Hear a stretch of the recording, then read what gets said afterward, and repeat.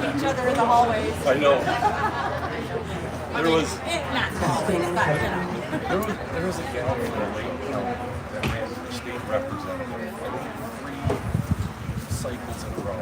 Good evening, everybody.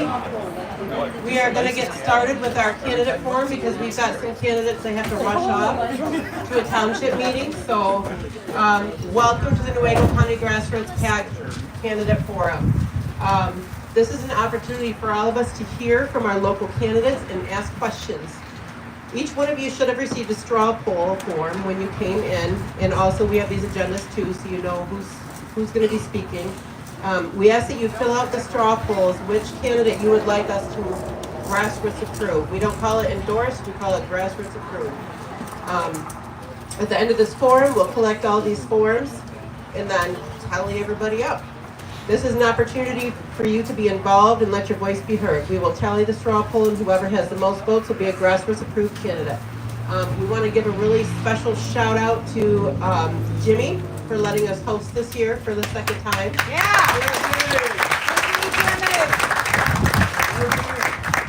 And with that, I'm going to introduce our special guest, Julie Stevens, who is here to sing our national anthem.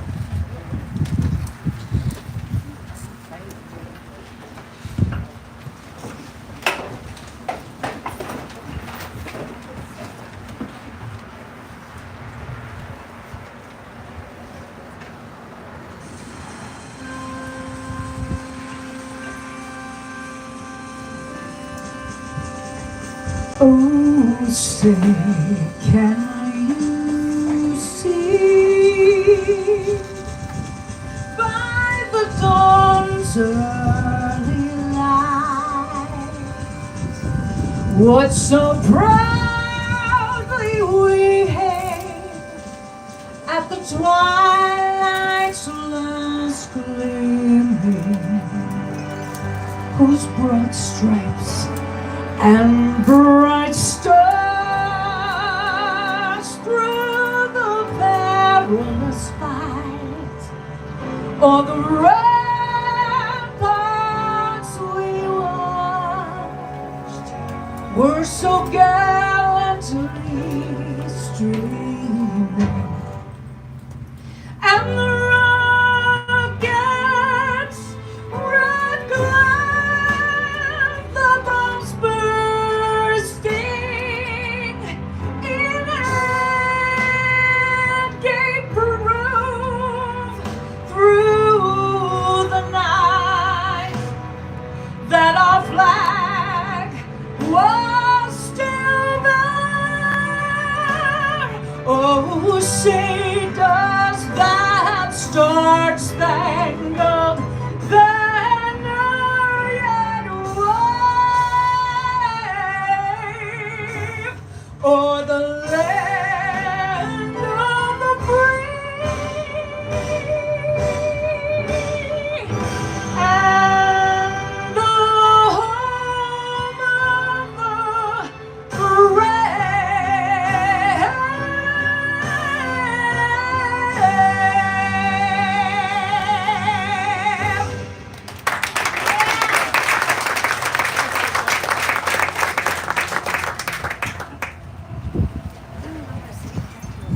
Thank you.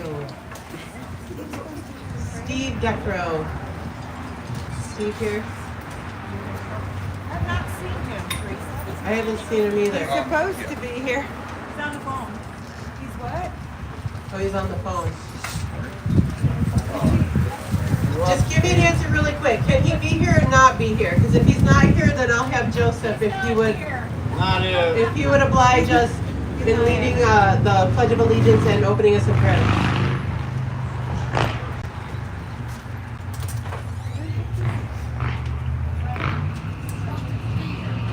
Why don't we stand for prayer and then we'll do the Pledge of Allegiance. Lord, we live in a country where our money says in God we trust. And we just want to proclaim this evening, we want to declare to the heavenlies that in you we trust. Lord, we thank you that you are at work and that even when we don't see it, you're working. Even when we don't feel it, you're working. And Lord, we know that we're fighting a battle that you've already won. I pray, Lord, that in this meeting tonight that you will bless each one, remove any nervousness that some may have, and Lord, pray that we'll be able to get a clear picture of what you have in store for Newaygo County, for the grassroots, for the Republican Party. Thank you, Lord, for what you're going to do. In Jesus' name, amen. Let's pledge allegiance to the flag. I pledge allegiance to the flag of the United States of America and to the republic for which it stands, one nation, under God, indivisible, with liberty and justice for all. Putting me on board. Thank you. So we've got 3 candidates that have to rush off to pro. So Joseph, you probably really shouldn't go that far because you're first up.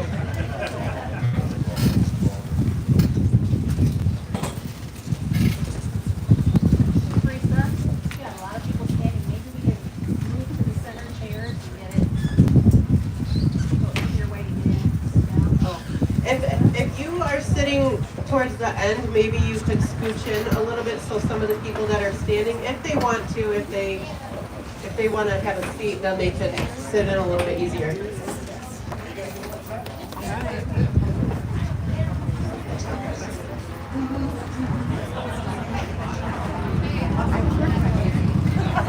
I caught her first.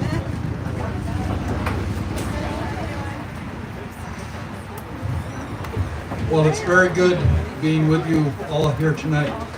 And it's good to see a lot of faces I recognize and a few that I don't. And I hope that you'll take the time to introduce yourself to me. Also, if you're interested, please let me know. I've got signs. I just started digging them out. And I will be getting more information available. In the meantime, you can look at votejosephfox.com online if you want to see a little bit of what I stand for. I've been told I've been given 10 minutes. So as I was doing my devotions this morning, I came up with 3 H's. Hearts, house, and hell no. And I'll explain all of these. I'm very convinced that in our area, in our state, in our nation, our major goal is to be praying that hearts will change. We have been captivated. We've been captivated by evil agendas, and they are working through so many systems. It isn't just the political system. Politics is just a piece of it. But we need to be praying and working toward reaching hearts, because it's through the heart that then we can reach the mind. And it's then that we can bring about change in culture. Because we're not going to change what's going on until hearts are changed, until culture is changed. House. The real goal right now for us in the state of Michigan is to win back the House. And the battle is raging strongly across the state in several what they call 50-50 seats, where Democrats just barely won last time around. And we've been trying to put up good Republicans. lots of fundraising going on, and lots of people who are out there knocking on doors and have been knocking on doors already in those vulnerable areas, as they call them. And from what I keep hearing is Lord willing, we could end up 4 to 7 seats ahead of the Democrats next time around. So please pray toward that end. If you have relatives who are living in other districts, please pass that on to them and encourage them to check out. There are primaries going on in all these places. Some of the big ones are in the Traverse City area, in the UP, in the southwest Michigan area, and then there's a couple of them down in southeast Michigan, where there's some real pushes going on to defeat some of the Democrats who have not been favorites of their own party, during this term. So that's the second H. So hearts, house, and hell no. I have been pushing the no button a lot over the last 2 years. I've been pushing the no button in relation to a lot of bad bills that came through on abortion, a lot of bad bills that came through on guns, a lot of bad bills that came through on, I will call it racial, gender type stuff. A lot of bad bills that keep coming with money. Right now we're in the middle of the budget. And the reason that we are probably still in Lansing is because the Democrats are fighting themselves about who's going to get what money in what place. And this is literally what they're doing, okay? So things are just kind of hanging in midair, and Lord willing, the Republicans are hanging with their fingers poised. How much time do I have left? I'm good? Okay. And just to add on to that hell no, I believe that I've been listening to a one worship song recently, and the name of the song is I Thank God. You can look it up and listen to it, but the phrase that is repeated again and again is, hell lost another one, I am free. Hell lost another one, I am free. We need to bring people to Jesus in the midst of this political milieu that we're in. For righteousness exalts a nation, but sin is a disgrace to us all. And we may need to start repenting ourselves in our own homes, in our own churches. Some of our pastors may need to be repenting.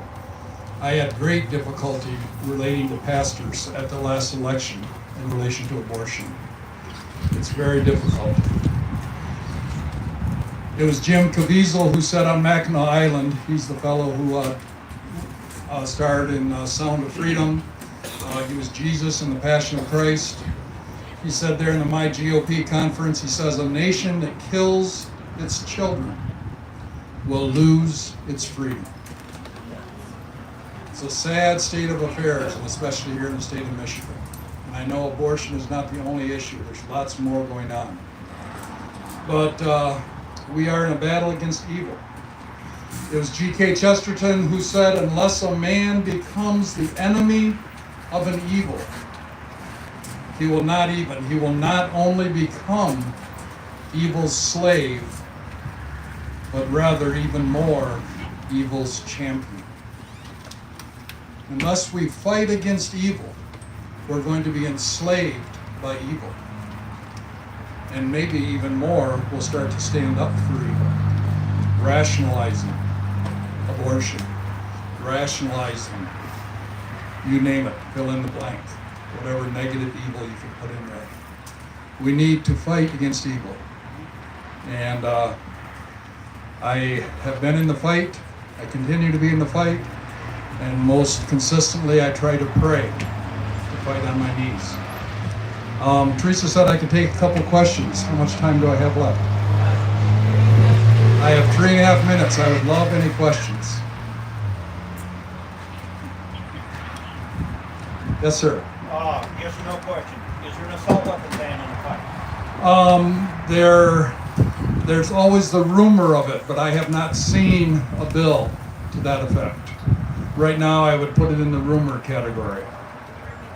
Okay, sorry. Is there assault weapon ban in play? Was his question. And right now it's a rumor, and it's more. I hear it more from the Biden level than I do in the Michigan level. You know, from what I've read in the NRA recently. Yes.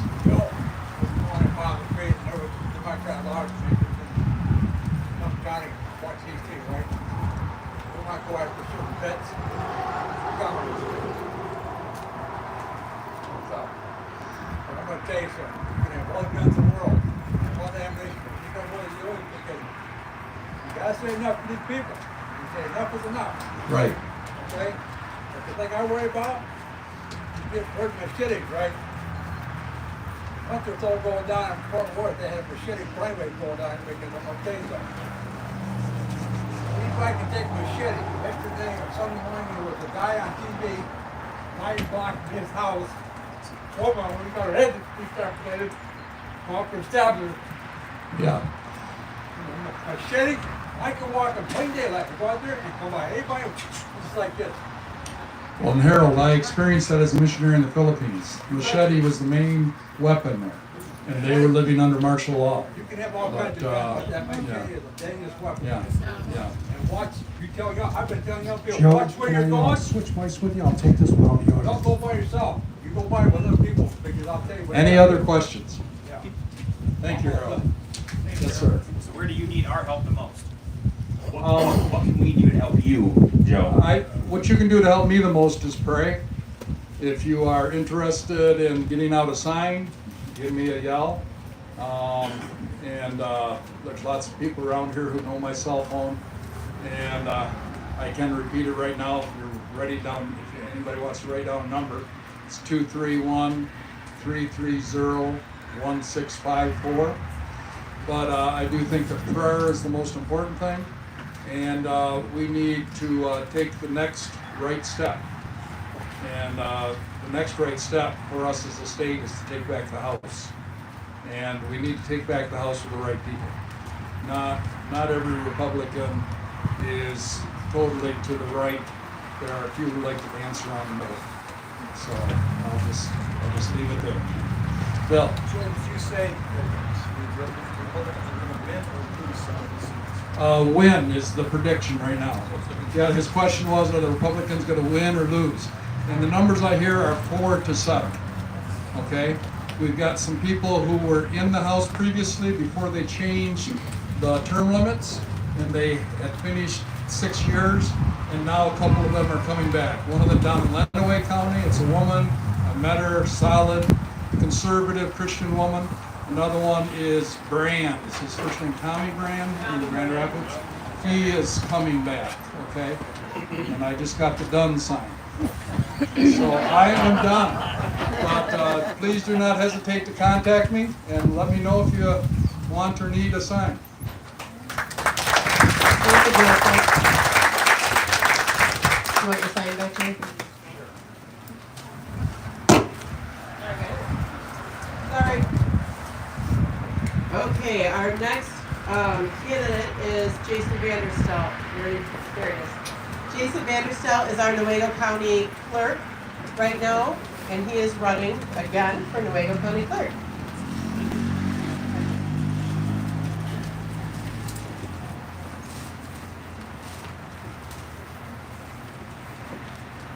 Thank you, Teresa. I appreciate it. I kind of thought with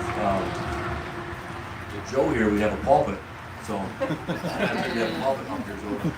But anyway, like Teresa said, my name is Jason Vanderstel. I've been the Newaygo County Clerk since being elected in 2016. And then I was also re-elected in 2020. I want to thank you all for coming out tonight. This is a great turnout.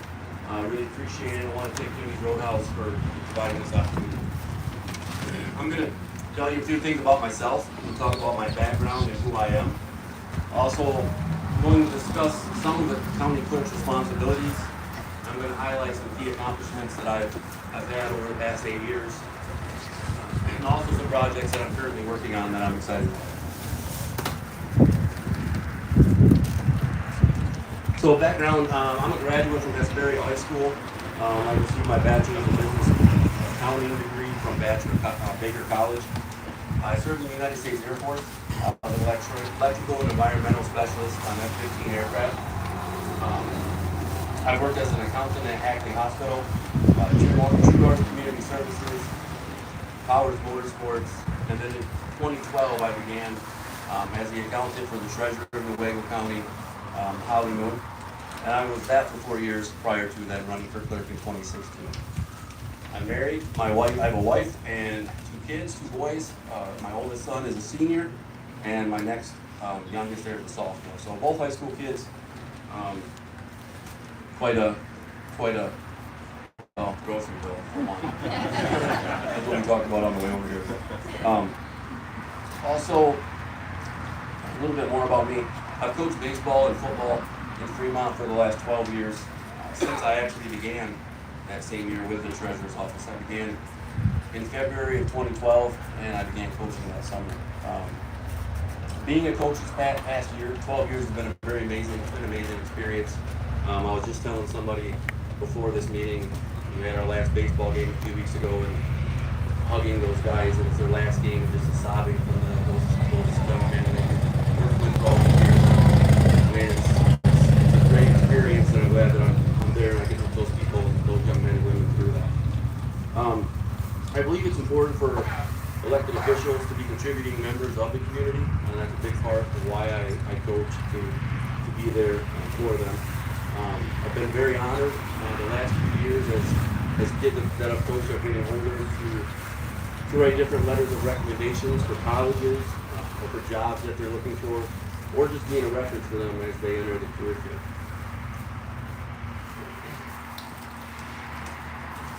So secondly, I'm going to talk a little bit about what the county clerk does.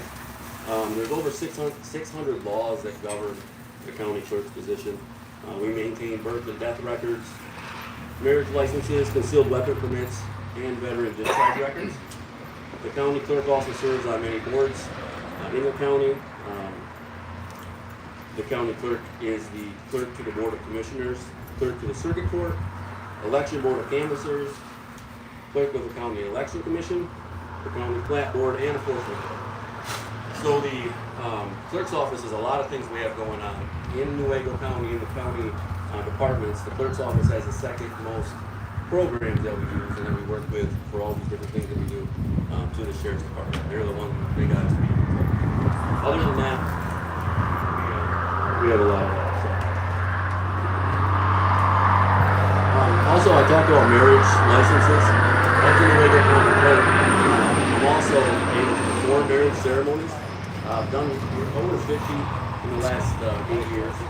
That's also a very rewarding experience, being there for in that moment when 2 people are coming together to be married, and rejoicing with them and celebrating with them has been a very meaningful part of this position. A couple of achievements that I worked on and been involved with in the last 8 years. The county switched to BSNA financial software a few years ago. That's something myself and the county treasurer, Jason O'Connell, who I work with him in the treasurer's office. We've been talking about that for years, kind of updating the system that the county has, and that was a very good decision by the county. And I worked with the treasurer and the Newaygo County Finance Department on the implementation of that. So what kind of came of that is our accounts payable process, which the county clerk does, was uncentralized, where everybody had put in their own accounts payable. It came electronically to us, and then we kind of had to sort it all put together. With the accounting background that I have, I made that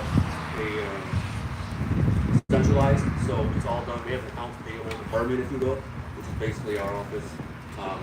My employees take care of that and myself. So that became a pretty good cost savings and time savings for different departments in the offices, so that they can work on what they're there to do instead of putting in accounts payable. Also, when I started as a clerk, for a few years prior, the clerk's office had a few unsatisfactory audits. So I took care of that immediately upon coming in. And ever since I've been the clerk for 8 years, our financial audits every year have been 100%. So, a couple of projects that I'm working on. Well, I've got one more thing. One of the other things that we've had to deal with the last 8 years, and it's a big thing that we had to do is had to do a ballot proposal 2 of 2022 with all the early voting and the early white voting states that had to happen. I attended multiple trainings. I set up meetings with local clerks and discussed what their options would be. I received permission from the Newaygo County Board of Commissioners to use their Board of Commissioners room in White Cloud for early voting site. I offer this to every jurisdiction, and this edition will save Newaygo County over $500,000 by doing the one set. A couple of projects that I'm working on, I'm really excited about. I'm working currently with a trial court director in a company called Court Funds. And what that is we're working on paying juror fees when you come to juror duty by a debit card instead of a check. There was a study done in 2019 that cutting one check cost $7.87. And since then now it's well over $10 to produce one check. So that would be a huge cost savings and time savings for multiple offices. To be able to give the county more money to put back towards the residents instead of paying to produce checks. Also, currently I'm working on an interactive website to share with our local clerks. This will provide updated, pertinent forms and information as changes occur, which happens quite often. There will be a calendar with trainings and election deadlines. This will also give the local clerks opportunities not only to communicate with us with this website, but to communicate with each other for questions and support that they may need.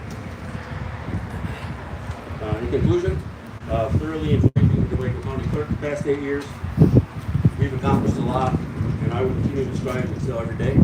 I would appreciate the opportunity to continue to serve the Newaygo County Clerk. Thank you very much.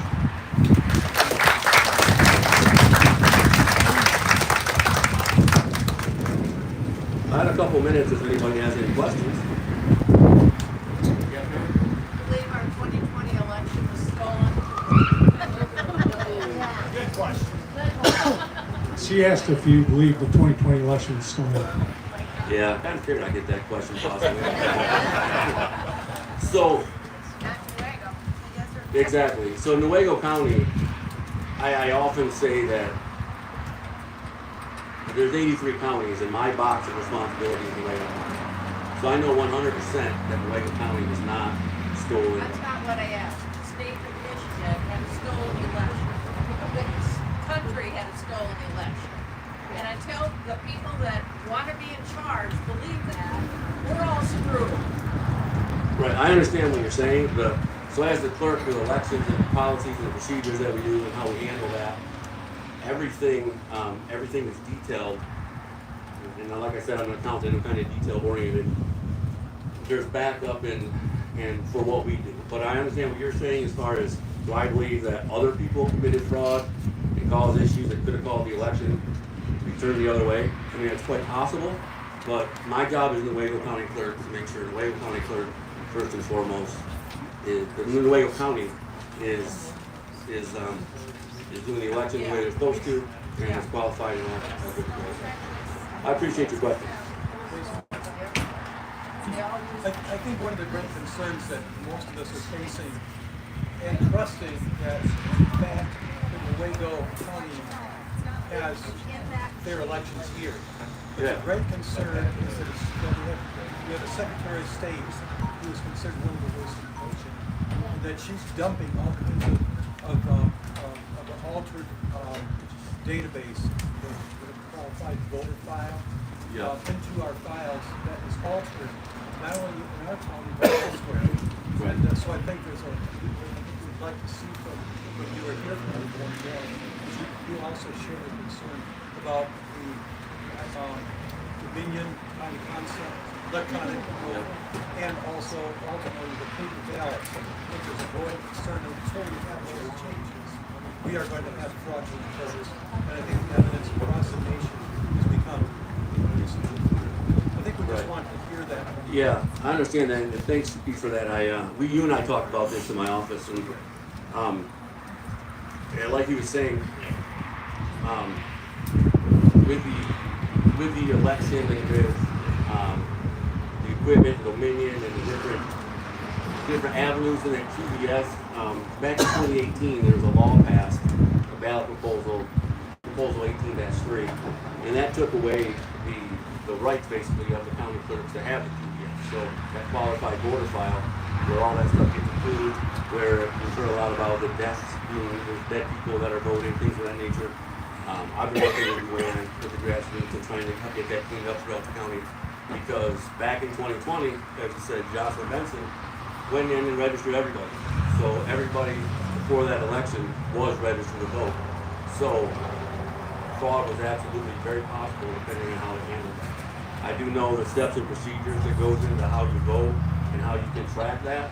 And I know that was done here, but if people in the other place were doing that acceptably or appropriately, that would definitely happen.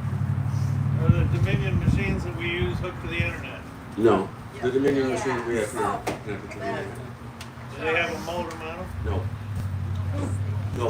Can we inspect that? Yeah, absolutely. We actually have public accuracy tests before every election, so you can see how the equipment works.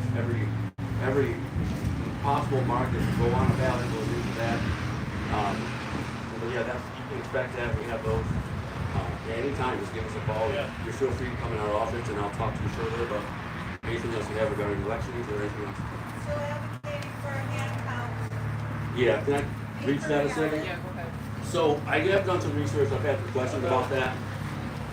Not voting electronically and doing a hand count. Back in the early 90s, actually prior to when I could vote, there was a vote done that the state of Michigan has to use electronic voting equipment on the ballot. So that law passed. So that law from the early 90s wasn't followed. So I've talked to the Bureau of Elections, and they said there's no capacity for individuals, clerks, or board of commissioners to make a decision to count ballots in a township, county, or wherever. The only way you can do that is through the recount process, which I have all the information I can get you if you want to do recount. But as far as switching that, that's something we're able to do. 7 years ago, when we signed the contract information for the contract, that was a 10-year contract. All the townships and city clerks came in, and they seen all the different equipment that was being offered. The township and city clerks all voted, and we went with the meeting at that time, which was the 29th or 30th. We'll do that. But in 3 years, like I said, that contract is up, and then that would be a good point for us to change. Or getting a law passed in the state, like was happening in the early 90s, to stop electronic counting of ballots and to hand them. That would be a valid initiative that they want to get started for us to be able to do that in the state. Yeah, absolutely. Actually, I've been meeting to get hold of you so we could talk all about that. Thank you all for your time. I greatly appreciate it.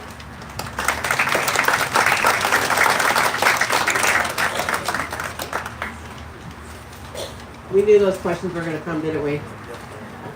So our, Jason has to run off to Croton Township, and our very next candidate is the Croton Township Supervisor, who is running for Drain Commissioner. So he is next up because he has to go run the meeting that he's running to. So this is Morgan Heinzman running for Drain Commissioner. Hello. I'll apologize right now for my voice. I had a long weekend. And I pretty much lost it, so I'm an ideal politician who can't talk too long tonight. So I'm just here to give you a brief history of who I am. My name is Morgan Heinzman. I grew up in Newaygo. My wife and I both graduated Newaygo High School in '85. We got married. We had 3 kids, and all went through Newaygo. So we're a product of this community. I started an automotive repair facility here in 1988. We've been there ever since, so for almost 35, 36 years we've been in the same place. I got into local politics because of all the rules and the implements and things put on that sometimes don't actually coincide with what we're doing. So I ended up running for Newaygo City Council. I got on there and spent 6 years. I still sit on the Newaygo TIPA board they have there today. And then I moved to Croton. So when I got back to Croton, I ran for the board out there. Took me a couple tries, but I got elected to the township board as a trustee. Spent 4 years as a trustee. Things didn't quite work out with the supervisor that was there, so the best way to eliminate problems, both run and didn't want to be there. I did. I didn't beat her by much, but just a little bit. I've been there 12 years now. I'll be going on my 16th year as supervisor in Croton Township. So, been very active in local politics. And a couple things come up as you do that. We're starting to face a real unique time in Croton. We're working with Consumers Energy on whether or not we'll keep our dams. They don't know if they're going to remove them, replace them, sell them. And every time you go to a meeting with them, you get a different story. And it's been the most horrible thing I've ever been involved with. But throughout that process, the different things they told us in office that could help with the whole project was the Drain Commissioner's office. So I met with the guy that's there currently today and talked to him a couple times, and he wasn't going to put his hat in the race. So I decided I would. If we could get there and we need that, it would help us. And in doing that, I learned a lot more about that job, what it entails, the help to the farmers, and then my family has a farm in Fremont. The farm, there's a bunch of them over there, and the help they need with all the stuff. It became a lot more than what I thought it was. And it's a very interesting role, and I'm excited to learn more about it and take it on. So, my one true belief in government, in the place they really belong in our lives, is taking care of the stuff we all own together. We own roads together, we own lakes together, we own ditches together. And there's got to be a way for all of us to work together to take care of those. So part of the dealing in government is working with the other agencies and the other things to get stuff done. And half the time we just end up fighting with ourselves and nothing gets done.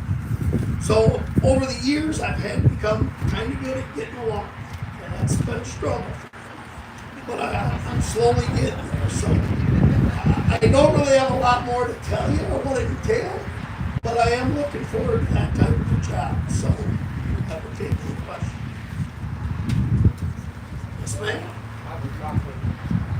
Do you know anything about United Nations Agenda 2030? I do not. You might want to look into it as Drain Commissioner. Okay. Yes, sir. Newaygo County has several drains put in back in the early 1900s. Most of them are not being maintained. They haven't been touched. And every time you talk to the Drain Commissioner, about having something done with these drains, they complain that they don't have any money. And I know the Army Corps of Engineers, as their people go out and train, they'll have them dig the ditch. And once they get it done, then they'll go back in and fill it back in again, just as a training exercise. Why can the counties not utilize something like that? I mean, you can contact the Army Corps of Engineers and at least spend a passage, because a lot of these drains really need to be worked on. There are properties that have high water tables that are interfering with a lot of things that people are trying to do. And it's creating problems just because they neglect it. I'd like to know what you think about it. So I can't disagree with you more, and that's what I was referring to by working with different organizations to get stuff done. I also know of instances where you have multitudes of farmers with everything they need to take care of, and they run into bureaucracy to get it done. That's what we have to clean up. So, I mean, everything I've done in my life has been my common sense. You figure it out, you take care of the problem, and you get the job done. And you work with who you can to get it done. And if the resources are sitting right in front of you, you take them. And I always say I manage better by opportunity than I do by plan. When that opportunity presents itself, you go after. You're the first person that Yes, sir. Morgan, how long have you been in environmental service? I have not been. Okay, so what makes you more better or more qualified than someone that's been in environmental services all of his life? I don't say I am. That's all I was wondering. Thank you. Another question. And again, I'm not telling you I'm the best candidate here. I said I am willing to serve and we'll figure it out as we get there. I'm very fortunate running against some very good candidates. Thank you. Oh, yes. No, he's not yet. I have a question regarding the dams and the possible sale of the dams. This is just something, as soon as I heard that they were for sale, I thought of something, and I was like, is it far-fetched? Maybe, but I don't know if anything is very far-fetched anymore. So my question is, has there ever been talk that maybe China would be interested in buying those dams? That is an excellent question. And I'm right now going to meetings with Consumers Energy on a monthly basis. And to be honest, I feel dirty when I walk out of here and I know no more or I know less when I leave. That question has been proposed no less than 100 times. The companies that are looking at the purchases are not from China. That's what we've been told, but we have not been given a name. But there are 4 companies that have responded to look at buying. One on the Muskegon River. And if they sell, they buy all 3 dams, not one of them. The other thing that's never been answered to any of us, what happens with the land? In Big Prairie Township, there's not a single hole with land on Hardy Pond. That is all owned by Consumers Energy. What happens to it? Where's it gonna go? And we don't know that. So, meeting after meeting, but they did tell us China is not one. Okay, who knows what Gretchen is doing behind closed doors? Agreed. Agreed. Yes, ma'am. If you are elected as drain commissioner, how is your connected to figuring out what happens with the dams? So the drain commissioner can work with lake levels and pond levels to help establish those and to maintain them down the road. Depending on how the removal or what will happen in the end of this, can there be impoundments still created that don't produce power? Along that lines is how that office can help. Yes, sir. I'll tell you a question about that, Mike. My question is, I am sick and tired of making a call or telling somebody what my problem is. This goes back to Buck Jordan. We have a street in big town back in the 80s. I live on Woodford. Philip Drive. He came out and said that if you Drain is down there by the against the genocide in Gaza, Ever since you I've should out be my killed place, as an the anti-Semite. elevation is Now, such that's that not goes fair. the third thing. I told them guys that if somebody came here and was supposed to be smart as the devil, I'm paying X number of dollars to the bank commission on a property tax. The drain fund, I don't use it. The level is much lower. Short instead of top. They can't see this and Okay, I pay something $30 on a property tax. Yeah. 44 years it's been going north, not south. That's where this is I'm trying to talk to people. I can't even call my country. Get in.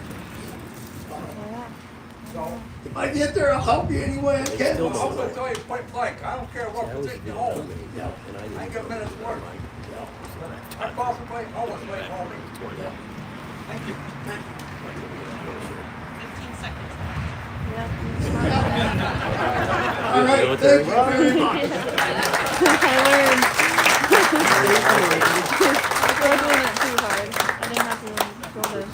Thank you. Okay, and he's running up to Croton Township. So, we will go back to clerk position since we have, 2 candidates running for that seat. So I am looking for April Pickard. I've not heard that one. Did I say that right? Please tell me I said that right. Drain commissioner because it has to do building code and codes. She is also running for Newaygo County Clerk. And so it doesn't seem I'll let her like an tell adequate you about herself. They are. At the smallest local, most local level. I first have to start out by saying I am the world's worst public speaker. I have seen some. My name is April Pickard. I have lived in Newaygo County the majority of my life. I grew up right down the road in Grant. I graduated in 2000, moved up to White Cloud, became a stay-at-home mom where I raised 3 beautiful children. I ran a soccer program up in White Cloud, and then I also was on the fire department and first responders for Louis Township Fire Department. I moved to Big Prairie Township, and I joined Big Prairie Township's fire department, and I started working for Abby Watkins in emergency services. I worked for Abby Watkins for quite some time, and then I worked in the drain office with Dale Twing. I was there for a little over 8 years, and then I moved to the clerk's office, where I absolutely love what I do. I am currently the elections administrator, so my job is to work very, very closely with the local clerks. I help them with different things that they have questions on. If they have any, during election time, the different things that they need ordered, I get that taken care of. So I work very, very, very closely with them. The reason why I'm running is I want to make a difference. I know elections are a very, very hot topic conversation right now.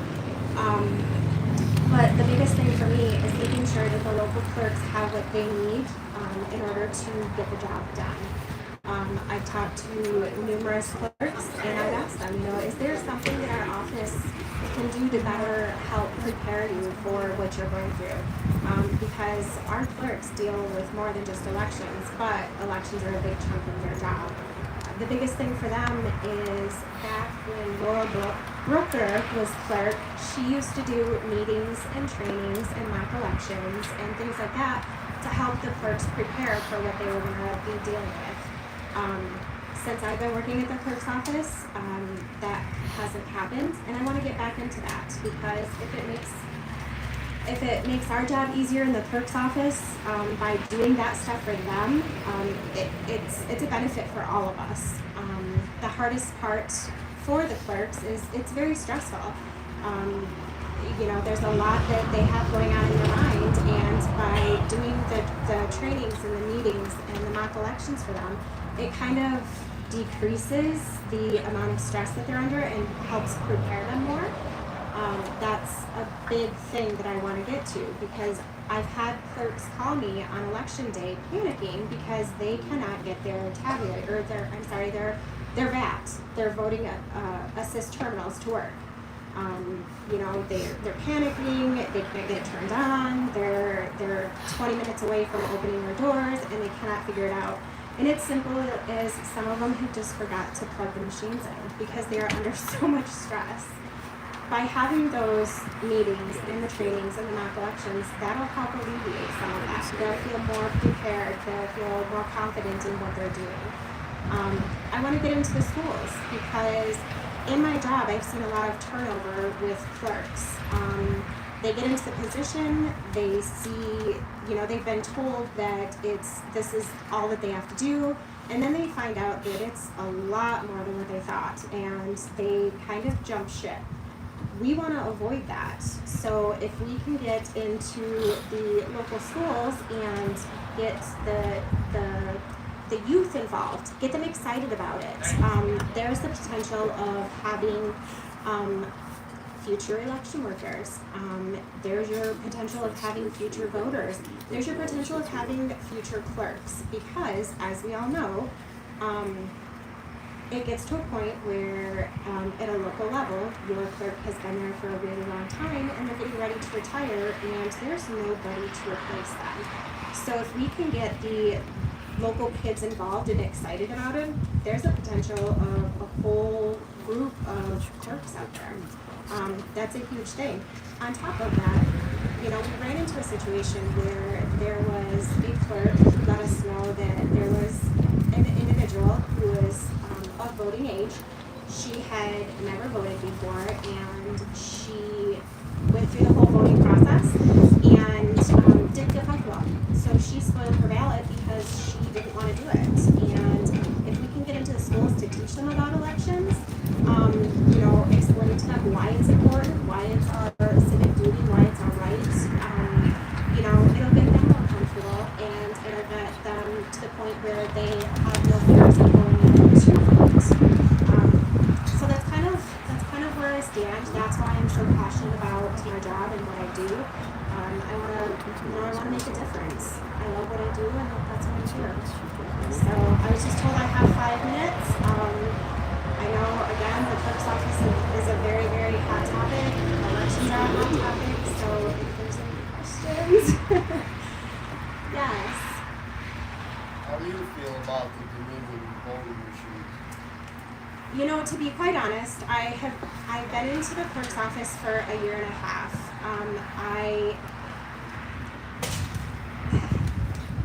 I know that we have 2 years left, 2 to 3 years left of our contract, and I would like to potentially look at other options. Do you believe that they're connected to the internet?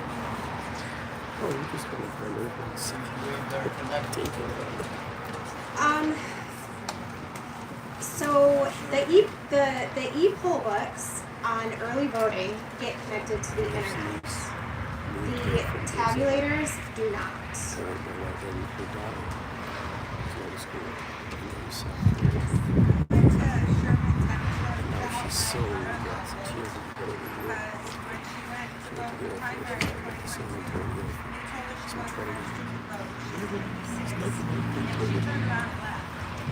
And so this time I went with her. When I went into the Sherman Township offices,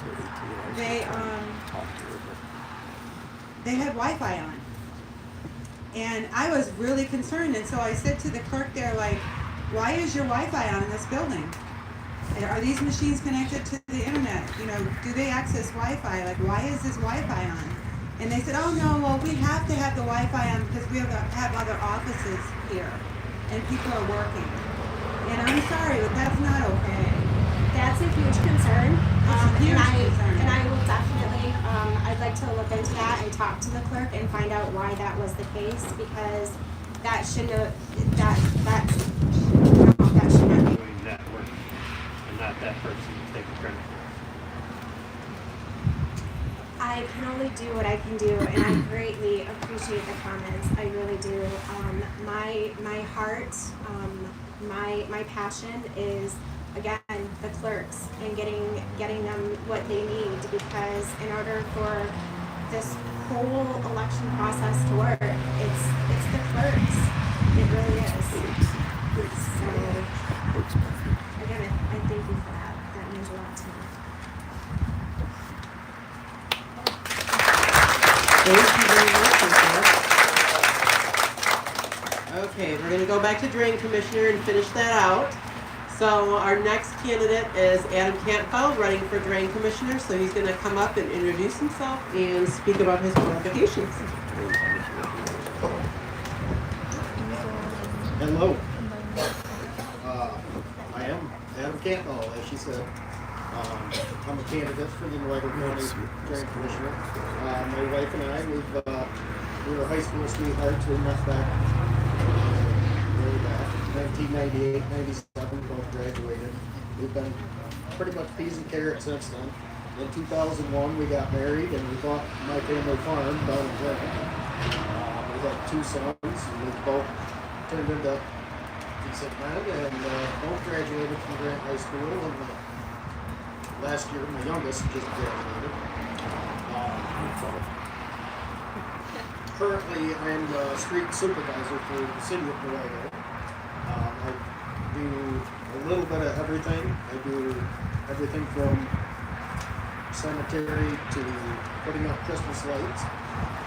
But my background, I started right out of high school. I started at Plumbers Environmental Service in Grand Rapids, running a vacuum truck. I actually started the job as a welder. They hired me to build their treatment plant, and that progressed into getting my CDL and running a vacuum truck and cleaning and maintaining storm drains and sanitary sewers.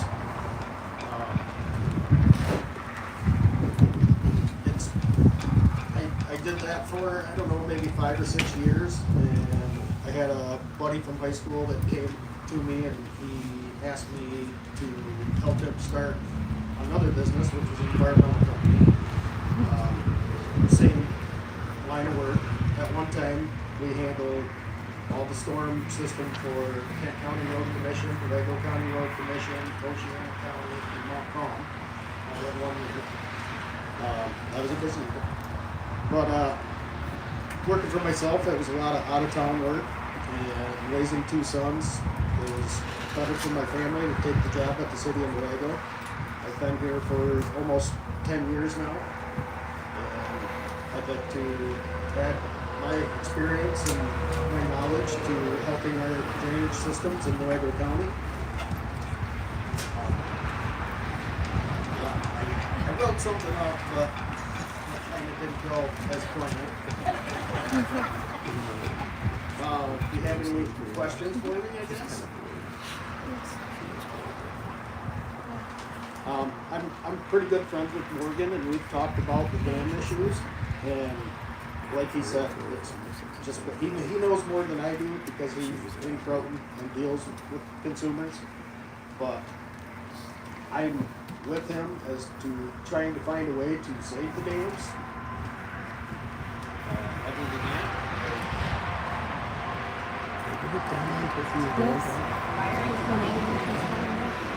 well, I'm running for drain commissioner as to it's kind of the cherry on top of my career, I guess.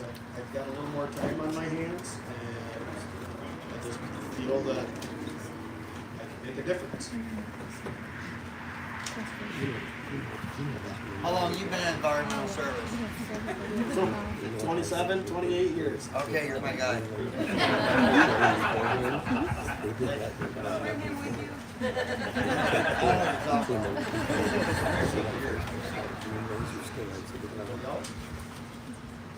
I'm sorry, I have a question. Yeah.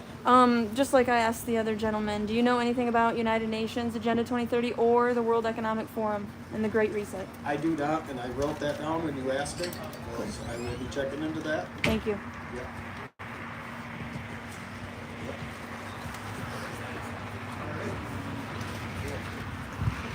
Yeah, Just off the cuff, have you always been a Republican? I have. Yep. Yep. Pretty much been born and raised a Republican all my life. Yep.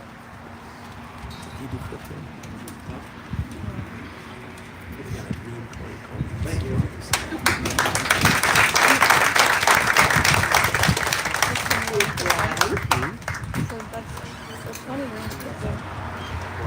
Okay, now we're moving on to the highest law of the land, our sheriffs. So I'm going to introduce you first to our current sheriff. His name is Bob Mendham. I'm not sure how long he's been sheriff, but he's going to tell us. He will. I'm just too scared. Good evening, everybody. Thank you for the opportunity to speak with you. I've been sheriff now, ending my second term, so 7.5 years, almost 8. Before that, I was chief of police in the city of White Cloud and the city of Grant. A total of 17 years running a police agency now under my belt, and 33 years total in law enforcement. It's just a fantastic career, and I got to admit that I currently have the greatest job in the world. We just got back from the Michigan Sheriff's Association conference that was up north in Bel Air. We had to leave early to come back for this event, but I thought it was important to be here in Newaygo County. But you get to hang out with, there were 60 sheriffs at this event, along with undersheriffs, jail administrators, administrative assistants. And so, boy, oh boy, do you get all sorts of stories and all sorts of experiences. And quite honestly, it's fantastic because the things that we're dealing with here, they're dealing with in their counties as well. And some of them deal with it on a little different scale. Sheriff Bouchard from Oakland County was there. You know, he's got 1,400 officers and what do you say? $800 million budget. Something just outstanding. He's got helicopters, crying out loud. We've got 2 drones, and I thought we were cool. Okay? So, but you get to talk to all sorts of people, and it was wonderful. And I made some truly wonderful friends over the last 8 years because of this job and this career path that I've chosen, and I'm very thankful for that. Now, at the Sheriff's Office, we do lots of things. We've got almost 30 certified officers, including the sheriff, the undersheriff. We've got 3 detectives now. It started out, we had 1 detective. And that poor guy, he's back here and wants my job, but he was the lone sole detective, and I don't know how he did it. It's impossible. The 3 that we have can't keep up. But we do know that 3 is better than 1, and we're making some progress. We also were lucky enough to assign one of those detectives to the computer crimes unit of MSP. So 2 days a week, he's in Grand Rapids, and he's working on things like cell phone dumps, okay? Everybody today has a cell phone, we all know that. The beauty of it is the bad guys aren't the smartest group, okay? And they take their cell phones with them when they commit their crimes, typically. That helps, and we can get a lot of info on it. Okay. So instead of taking them down to the lab, talking to a stranger and saying, hey, we need these, we now have a detective that can take them down there himself and do the work for us. And so the return is much faster. I don't know if you remember Scott Rios. He was a detective with the state police. When he retired, he talked to the undersheriff and I said, I'd like to work part-time on Marine Patrol. He said, no. This guy had so much experience and knowledge. We said, how about you work in our detective bureau? And we conned him into doing that for a few years. And what he taught the new and the younger officers was incredible. We went from writing 2 to 3 to 6 to 8 search warrants a year for electronics and other things to over 200 a year. And that was all because of the teaching that Scott Rios did. And so it just made our office better, and it made all of us better. And so we were very happy with that. The jail is another, just a huge process there. A lot of people don't know we can house up to 364 people in our county jail. Right now we're at about 267, and half of that, 140 or so right now, are federal inmates, and they're pre-sentence detainees. So what that means is they're going through the court process, the federal court process in Grand Rapids. And the U.S. Marshal Service doesn't have a jail or a holding facility, so they had nowhere to put their folks. So Roger Altina added on to the jail back in the late 80s, early 90s, and we started housing these folks, and we've been doing it since then. And we just renewed our contract, extended it for another 10 years to keep those in there. Now, it isn't a money maker, okay? The county isn't sitting on stacks of money because of this. But what it does is it allows us to hire and employ another 25 corrections officers. It's a good paying job with good benefits here in the county. Those folks aren't driving to Grand Rapids or Muskegon for work. And so we keep our local people local. We take care of them, and we think it's important. We really do. And it's a service that we provide not only to the feds, but to all of you as well. The more folks that need to be locked up, that we can keep locked up, I think the better off we all are. And we've all seen the bond reform and other things. So it's getting harder and harder to keep folks in jail. But I promise you, the folks that are wearing the uniform are trying very hard to do that. One of the things that we did was we looked at our car budget, our fleet budget, and we were spending money and we were buying 2, 3, 4 cars a year, and we were noticing that we had cars that were 6, 7, 8 years old. They had 150,000 miles on it. One month we spent $6,000 on one car just to keep it on the road. It's ridiculous. We're wasting money. We got in with Enterprise, and it's a lease to own program is what it is. So we buy a car from Enterprise, we put it on the road.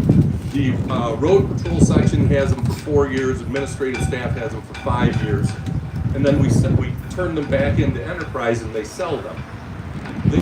Whatever they sell them for, we get that off the next vehicle we buy from them. So our prices have gone down, our fleet has improved. You notice now we've got some pickup trucks, we've got some Tahoes. You don't get in the Marine Patrol vehicle and have your foot go through the floorboard anymore. Wonderful. So we think that was very important. We also thought, it's Newaygo County, we're rural, we need some four-wheel drive vehicles. Good grief, you got guys trying to get calls that are driving Chevy Impalas and they can't get there. You can't serve if you can't get there. So we felt that that was important too. And lastly, animal control has just been so busy lately. And we had a part-time office manager down there, and there just wasn't enough time in the day for her or him, whoever's doing it, to get the job done. So we worked with the county commissioners and county administrator, and we've just made that position a full-time position. And so now we've got the 2 animal control officers that work the road, and we have a young lady that is at animal control for 40 hours a week now. So we're hoping that adoptions will become easier, and we're hoping that our animal control officers can stay out on the road a little bit more and not work so much inside. The biggest thing for me, folks, is you got to be able to work together. You got to work with your local agencies, you got to work with your surrounding agencies, and you really got to include everyone. We're not big enough to do it all by ourselves. So we've got members of local police departments on our dive team, on our emergency response team. We've also partnered with other counties, Lake County and Mecosta County. We have members from their office on our emergency response team. And so we go out and we can go and help those other counties as well when our services and our equipment are needed. And I think it's important because the folks that the other counties are dealing with and the local PDs are dealing with, so are we. So we need to all work together so we can serve all of you better. And that's really what my whole goal was. Work together and serve you. I'm very proud to say that we are now fully staffed at the Sheriff's Office. In speaking with the sheriffs this weekend, we are one of the very few offices in the state that are fully staffed. There are about 300 police jobs available in the state of Michigan right now. And it's a sad state. We aren't kicking out the folks that want to be cops out of college anymore. And it's a little terrifying what we're going to do and what it's going to look like here in the next few years. So we're very proud to be fully staffed right now. 50 seconds. Perfect. I would love to if anybody has any questions for me. Yes, sir. What happens if a national or international organization, enforcement organization comes into this county and decides that they're going to take control of whatever aspect? Where are you going to stand? No, they're not. This is Newaygo County. I'm the Newaygo County Sheriff. So you will uphold the Constitution? I took that oath on day one, and I'm not going to turn my back on it now.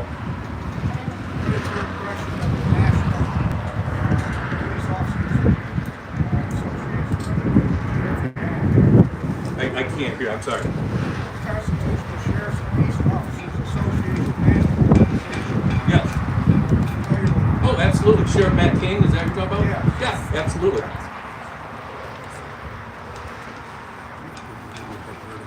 Have you, are you a member? I am not a member. Could I ask But why? I don't think I need to be a member to listen to what they have to say, agree with it, and follow their beliefs. That's okay. I keep my money local. Yes, sir. What do you feel your biggest law enforcement issue is coming up, and how are you planning on fixing it? Well, I think one of the things that we're all going to see here soon is the illegal immigration and what we're going to do if there is a large deportation like we're being promised. And I think that that's one thing that Newaygo County is really kind of ready to accept and to help with because of the bed space we have in our jail and with the relationship we have with the U.S. Marshals Service. Right now, because of that open border, I can tell you that methamphetamine and cocaine is everywhere in this county. I can also tell you that our never a cop around when you need one. How come they don't ticket Harley? I'm pretty sure that was my kid. Probably. Sound of freedom. Yes, sir. You can't look at cars. I'm going to tell you, our local drug team, CMET, it's a 5-county team that all works together. They just followed a person from Texas to Bridgeton and made the traffic stop and got 1.5 kilos of cocaine out of the car. You can't do that with a closed border, okay? You can't, but we know where we're standing on that right now. Amber?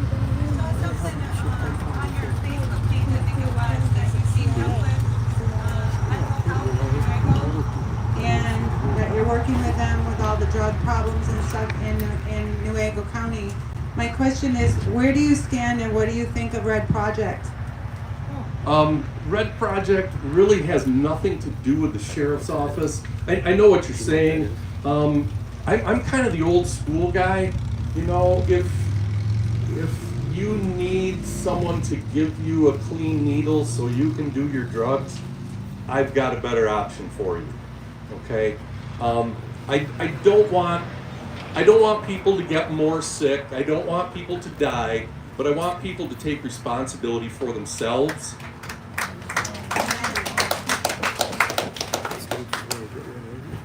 I didn't like it when it was out in the street and they're got a sign out there saying that they got condoms for, you know, and little kids are driving by that's just wrong. And that should not be on the street. It's a parental concern. It's not we all know where we stand. Thank you very much for your time. I appreciate it.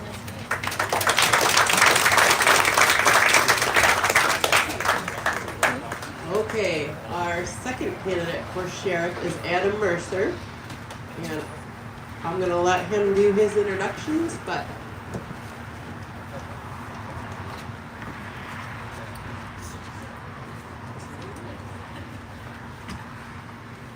Good evening, Adam Mercer, and I am running for sheriff of Newaygo County this year. A little family history about myself. I'm 6th generation Mercers in the area. I've been here for a long time. Lived here my whole life.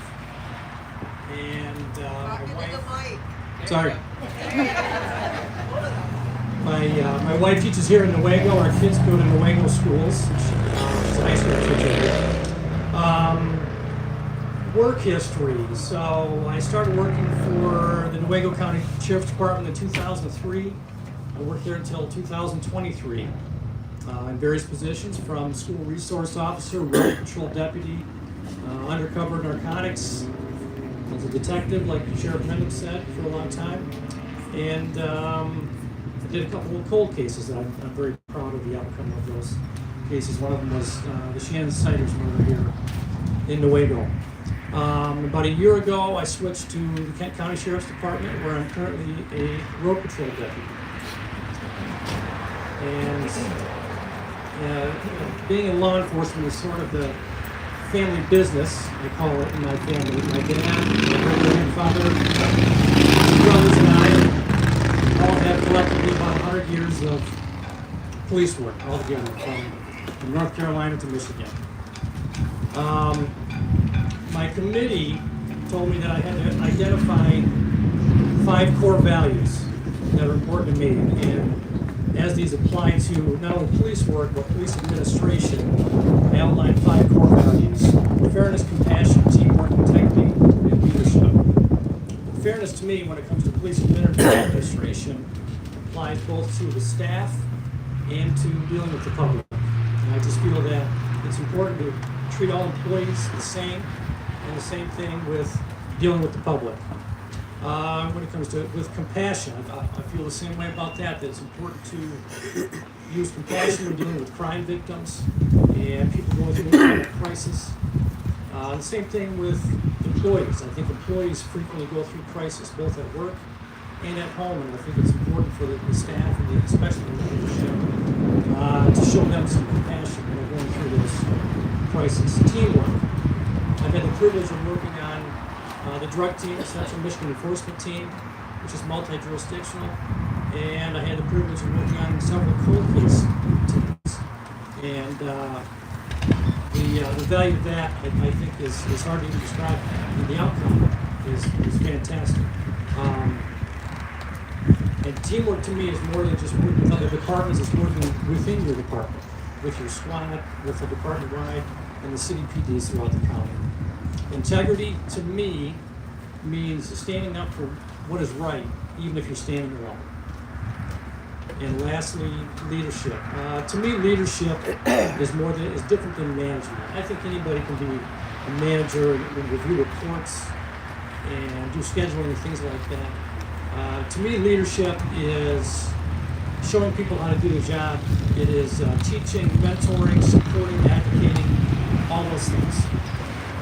I have 4 main goals on my platform if I'm elected as sheriff. And the first one would be to increase community engagement through townships, schools, and other community organizations. The second one would be to target drug dealers in the county, along with serial thieves. My third goal is to increase leadership within the Sheriff's Department's command unit, with a goal of long-term retention of employees and improved recruiting.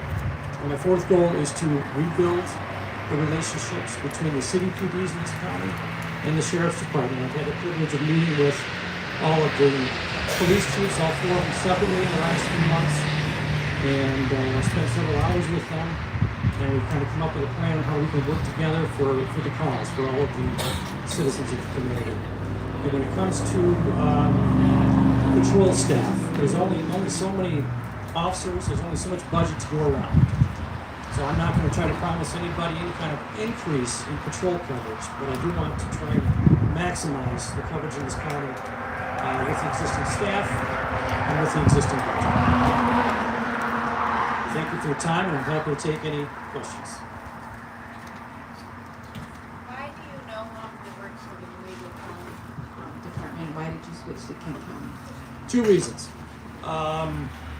I had an invitation to go work for the Kent County Sheriff's Department, and it just so happens they are able to because of the property taxes down there. Pay a lot more than up here, and they still have a pension, so they've got better benefits.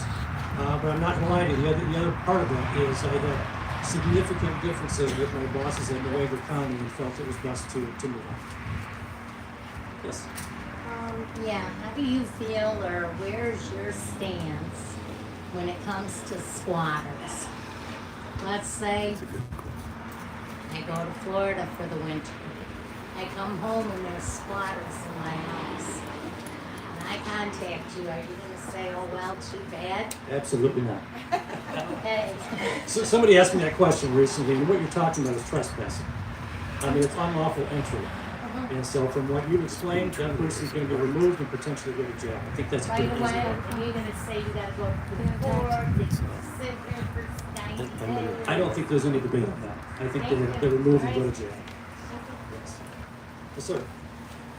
Constitutional carry in the state of Michigan. How do you feel? As far as open carry goes? Well, That would be open carry, concealed carry, constitutional carry. In other words, no prohibition if you're legally able to have a firearm. Would you be allowed to carry concealed or open in the state of Michigan? How do you feel? well, I feel that if the legislators passed a law and allowed that to be the case, then we would support it. The Second Amendment is a right. It's not a privilege. It's not open to discussion by a legislative body.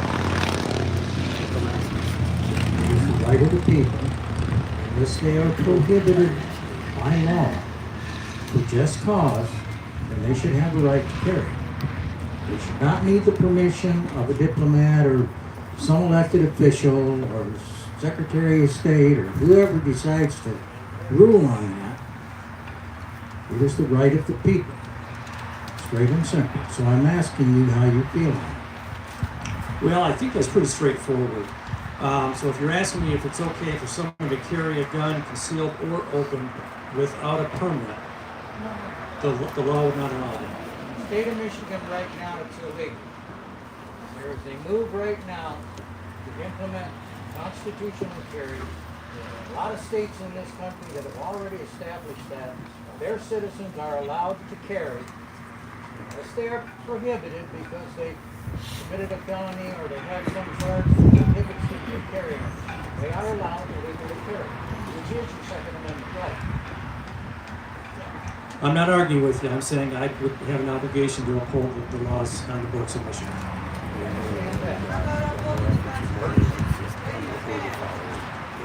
I mean, I feel the exact same way that Sheriff Memon does as far as upholding the Constitution.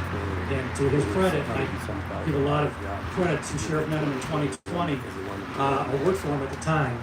And when there were mandates coming down, if you guys remember, from this place called Lansing. Yeah. And I completely support what Sheriff Memon did at that time. And essentially turned a blind eye to these mandates, which I don't believe were lawful, against places like Jimmy's Roadhouse, or we were fielding calls as sheriff's deputies at that time that, oh, my neighbor has 10 people over, that's against Gretchen's order. I'm not kidding, Sheriff. Oh, I'm sure. And what did we do? Absolutely not. I'm sure we agree on that topic. Does that answer your question? It does, because our constitutional rights are extremely important to we the people, and we need them to be upheld in this county. And it's extremely important that whoever is elected as sheriff will uphold our rights. I feel the same way Sheriff Memon does. I think we probably agree on that topic. I mean, especially a few of the important ones. Freedom of speech, 2A, number 4, freedom against unreasonable search and seizure by the police. That protects people from the police reaching too far with the government. Yes, I will uphold the constitutional rights. Yes, sir.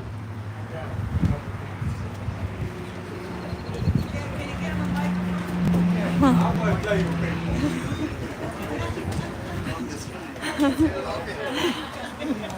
Alright, I'm gonna tell you people right now. 8 years old.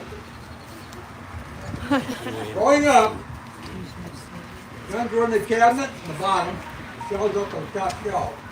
We were taught, we were 7, 8 years old, how to handle a weapon, how to go across the fence, the whole ball of wax. If we got a line, we got our butt bit. It's common sense. You can't lock a weapon. We used to get a gun and walk down the street. I mean, it's ridiculous. You're gonna walk down the street with a beer, too. There's no reason you have to lock a weapon up. All you gotta do is teach your kids, pick the weapon up and put it down. It's common sense. You don't need a PhD for that. First, you have to teach them how to say it down the road. I know a guy brought a .22 rifle to school and took it home on a bus. And that was back in the 50s. So don't tell me all this garbage. Law didn't have nothing to do with it. I got a sheet, 3-page MSP put out.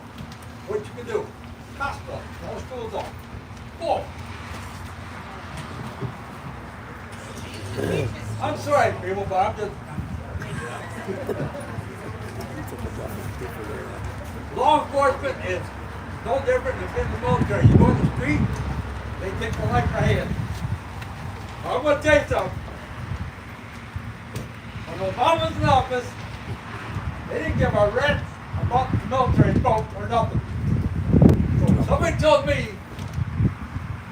it's unconstitutional, all you got to do is read the Constitution.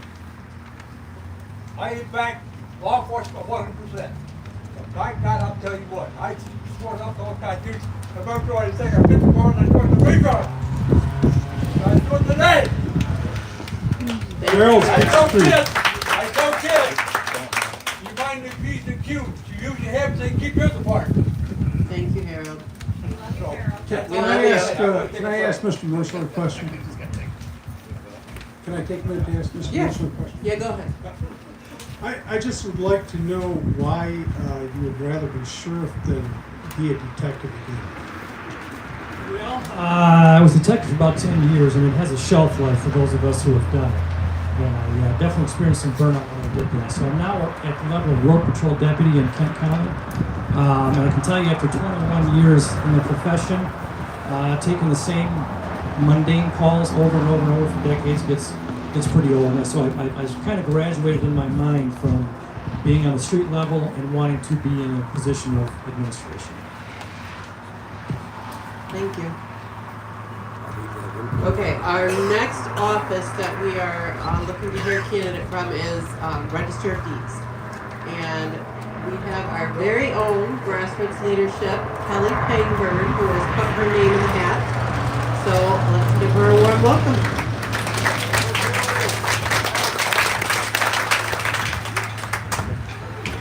Okay. Good evening, everyone. Let me start out by saying thank you for attending the grassroots meeting tonight to hear from all these wonderful candidates. Many of you already know me. My name's Kelly Pangburn. I'm running for Register of Deeds for Newaygo County. I pretty much spent most of my growing up years in Grant. I grew up there, I graduated there, I live there today. I've always had an entrepreneurial spirit. When I was 18 years old, I opened a small mom and pop restaurant in Cazenovia. And after that, I managed Cheers on Plainfield for 6 years. It was in 1995 that I decided to turn my attention to selling real estate. And I've been selling real estate now for nearly 30 years. I opened my own real estate brokerage in downtown Grant a little over 22 years ago called Pangburn Properties. When I started in the real estate industry back in 1995, the internet really wasn't a thing. The only email available was interoffice email. We had books delivered to our office each week with all the new listings in it, if you can imagine. The real estate industry certainly has evolved over the years, especially since the 90s. I was only in business for about 6 years when the recession hit, real estate recession I call it, and for 5 long, uncertain years, I managed to stay afloat. Others weren't so fortunate. It was during the recession that my brokerage acquired a HUD contract, listing and selling property for housing and urban development. And it was also during that time, a few of the agents in my office decided to throw in the towel. After the recession, I grew my agent pool again and also started the Kelly Pangburn Success Team, what I use for my signs currently.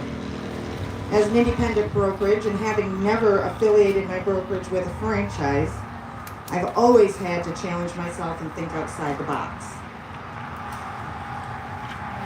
I've overseen many different scenarios and situations, problems with trusts, estate properties, families facing foreclosures, land splits, developments, incorrect legal descriptions, bylaws, quitclaim deeds with non-binding ownership interests, unrecorded land contracts, you name it, I've encountered it.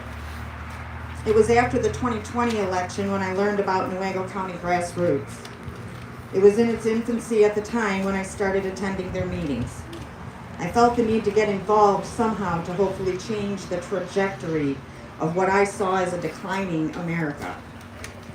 I volunteered my services to the grassroots shortly after the 2022 election when Eric, the tech guru for the grassroots, decided to move to Florida. Ever since then, I played an equal role in leadership, helping conduct monthly meetings, preparing monthly emails and text messages, along with graphic design and website maintenance.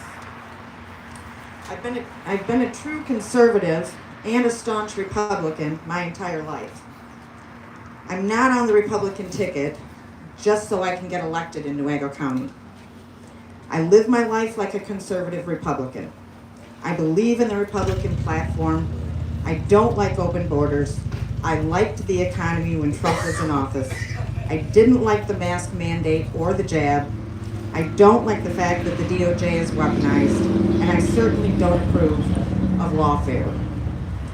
I'm on the Republican ticket because I'm a true conservative Republican. And I'll bring a diverse background to the Register of Deeds not seen in over 3 decades, maybe never. 30 years of real estate experience, technology experience, business acumen, and true conservatism. But it will take an army of like-minded Republicans to help me win against an incumbent. I have 5 action points I will address if you elect me as your next Register of Deeds. 1, provide consumers with new document search platform. Reduce fees to consumers. Safeguard our records against cybercrime. Attack property fraud, and protect and preserve our property rights. The Register of Deeds is the only storage keeper of recorded documents. And you can yawn if you want to because it is not a glorified job. Okay, it's kind of boring. But it's what I want to do. The Register of Deeds is the only storage keeper of recorded documents. Documents like judgments of divorce, federal and state tax liens, bylaws, warranty deeds, trusts, memorandums of land contracts, sheriff's deeds, mortgages. You get the picture.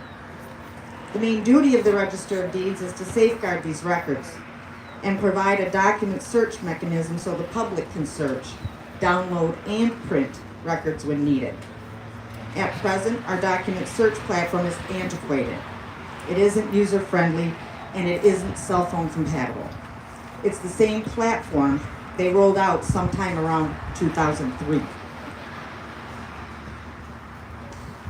It was in 2003 when the state required the Register of Deeds to put our recorded documents online and to start an automation fund.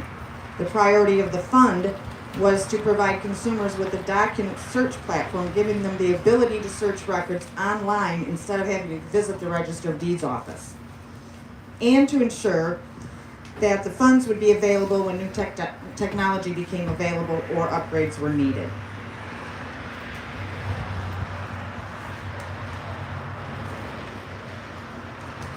Surrounding counties, with the exception of Lake, have implemented robust, user-friendly, cell phone compatible document search platforms and providing their consumers with lower fees to utilize these systems. I'm the first challenger Stu Sanders has encountered since his appointment to the Register of Deeds 10 years ago. I've been shedding a light on the fact that the county is operating on an antiquated document search system susceptible to cybercrime, and also pointing out that the intended use of the automation fund was to provide for new technology within the Register of Deeds office. What most people aren't aware of is that because we don't have a robust state-of-the-art document search system, fees imposed on us are considerably higher than surrounding counties utilizing different document search providers. We don't have a system where we can view documents before purchasing them. My mouth is so dry. Our fraud alert system, which is provided by our document search provider, doesn't have a texting feature and is far more inferior to fraud alert systems used by neighboring counties. Plus, we are at a greater risk of cybercrime to our infrastructure. The entire system works hand in hand. My top priority will be to provide consumers with a new document search provider that will protect our infrastructure and records against cybercrime. Property fraud is a huge problem. Hackers and criminals are stealing our homes and our equity every day, and our government just isn't doing enough. The people didn't decide to put their recorded documents on the internet. Our government required it to be done in 2003. The fraud alert system offered to Newaygo County property owners only alerts them after the crime has already been committed or already taken place. Once that happens, the people are forced to fight the injustice with no help from their government.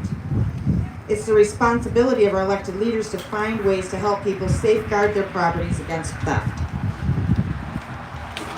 We need to implement a system whereby title companies and loan originators check for cybercrime before a closing takes place, before money is given to a criminal, and before a mortgage is recorded or a deed is transferred.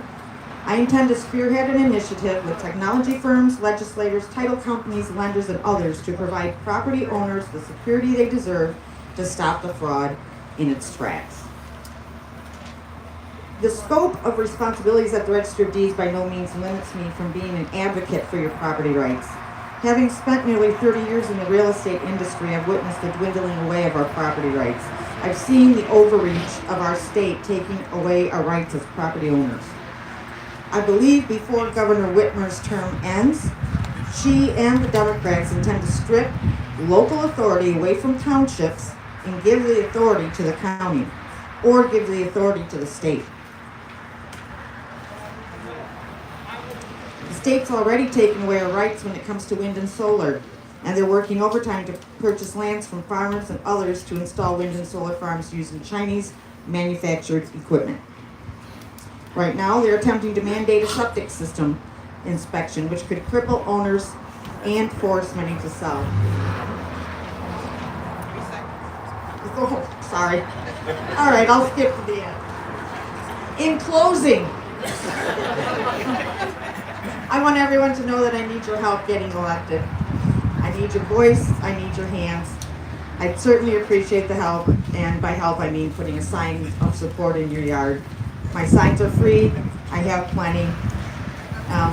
And I'd also like to remind you that I'm not putting an R behind my name because I am a Republican. And thank you for coming, and let's turn Newaygo County red, truly.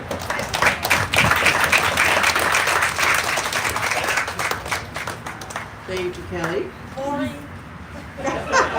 She's so critical of herself. She's stuck.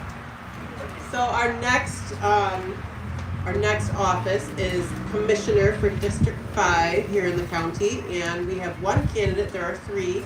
We have one candidate here that wants to speak to the people right now, and his name is Laverne Willett. So feel free to step on up, Laverne.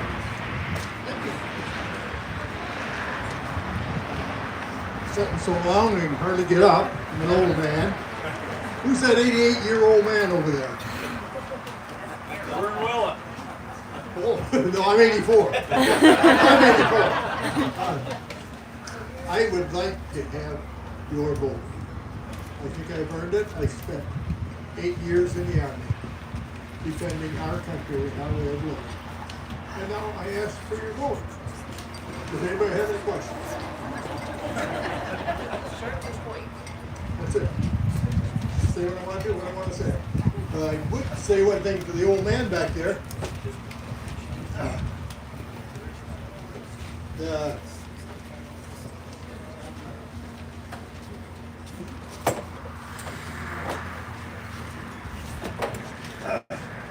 South Carolina became the 29th state. It became an open carry state. Do you know that? And all you have to do is, you hand the man here, Mr. Fox, all he has to do is start the bill going through Congress, or going through the legislature up there. Once it's passed, that's it. Okay, does anybody want to know anything about me? Yes. Why is your district? The district is Brooks Township, south of the river, Garfield Township, and the city of Newaygo. Do we have anybody here from those organizations, those areas? Hey, you got to vote for me. I'm not going to waste your time. It's cold here. It's cold. I didn't want to stay as long as I did. Anybody have any questions they want real quick? Hey, Vern, how long did you work for state police? Listen to this. 32 years. 32 years. But I don't, that was my voluntary. I stayed in the Army 8 years, and I think they protected our country and our way of living for those 8 years. And all those soldiers, whoever they are, wherever they are, boy, they deserve so much. We only have this. I was in Germany. I was all over the place. I was a paratrooper there, and I jumped out of planes, everything. Quick story. I got to tell you this story because my wife said not to tell it anymore. I was a jump master on a plane over in Germany. And we flew over the land. I saw my wife working down there on the land because women work over there. And I told the pilot, I said, hey, I'm going to jump out down there. We have a drop zone we're supposed to went to. I'm going to drop over there. He said, you can't do that. I said, watch me. I jumped out the door, went down, got my wife, captured her, and brought her over here, and I still tell her she's a prisoner. We were married 60 years. Okay, everybody's told, so unless you got something real important. Why are you running? Why am I running? Because I can. Because I can. I think that I raise a lot of hell. I'm like the grassroots people. I believe in you guys. The one big thing that really bothers me, and this is not my campaign, is Amber. She ran for commissioner, and you should have got her in there. You know what really happened in that health department there? All those commissioners had to do was take it over there and tell them what they wanted. You know, it's just terrible. And you guys didn't get Amber in there. And you could have. I was down in Cleveland. I had my heart cut out and a bunch of stuff put into my heart, so I got metal in there now. But just if you, I don't know, was Mr. Smith here? No. If you talk to Mr. Smith, if you figure he is better to represent you than me, go for it. I don't need anything. I'm 84. I got some slum houses, and I got some land, and I got a pension. I got everything I need. I don't need anything. Okay, anything else for anybody? One lady back here. What's the biggest change you want to bring to Newaygo County? What change do I want to bring to Newaygo County? To represent the people for what they want. Not have Jimmy out there afraid they're going to take his license because he's serving food because of the stupid health department. I think that the commissioner should have stood up. You got me going now. You got me spitting and everything else. I think those commissioners should have stood up and said, hell no, we're not going to do it. All right. You get old men like me, and we start yelling and screaming. So I thank you all. When's the Trump truck coming back? When's the who? The Trump truck coming back. I don't know. I'm the big man down at the coffee in the morning. Everybody brings me their hats, so that's the reason I got that.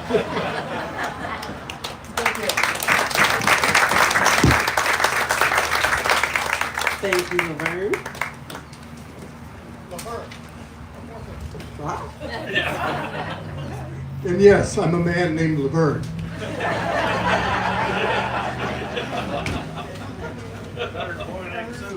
Okay, do we have anybody here from Sheridan Township?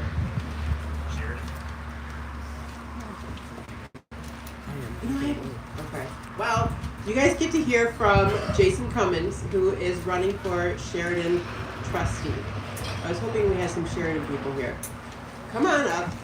This is being recorded, so our lovely Michigan muckraker over here is recording. She is streaming this live on YouTube right now. So once we are all done with this, then we will be able to share that link, and then you guys can share this with people who might not have been able to make it tonight. So here is Jason. Thank you. I'm not sure if I want to follow that act. For those of you that don't know me, my name is Jason Cummins. Moved up here about 20 years ago. Chased a redhead up here. I fought her, but she caught me back. We've got 5 kids. Oldest one is in the Air Force. Been in the Air Force since he graduated. He is a police officer. They call those guys security forces now. We have 4 children. One in college, on the way to college, just graduated from Fremont High School, and 2 still in high school. So I've been part of the grassroots for the last 2 years. My wife was actually at our church with our youngest child, and at doing an event, she called me and said, "Hey, we got some grassroots people up here, and they want to know if people want to sign up for precinct delegate work." And I said, "Well, what's that?" She said, "Come on up here and we'll talk about it." So I came up there, we signed up, and I got elected. So for the past 2 years, I've been a precinct delegate. Been joining the meetings, and a little disappointed, a little too much infighting for me in the party. And I kind of felt like my talents were used, or maybe better off somewhere else. So this position came up for trustee, and like many people before me, I'm asking for your vote. I think I do a good job. I think I would bring some integrity, some common sense, and a vote for the people. So that's what I'm doing. Any questions? Sure. I guess I have one. Yeah. How old is your son? How long has he been in the service? So he is 27, just 27, and he went right in after high school. Any other questions? Yes?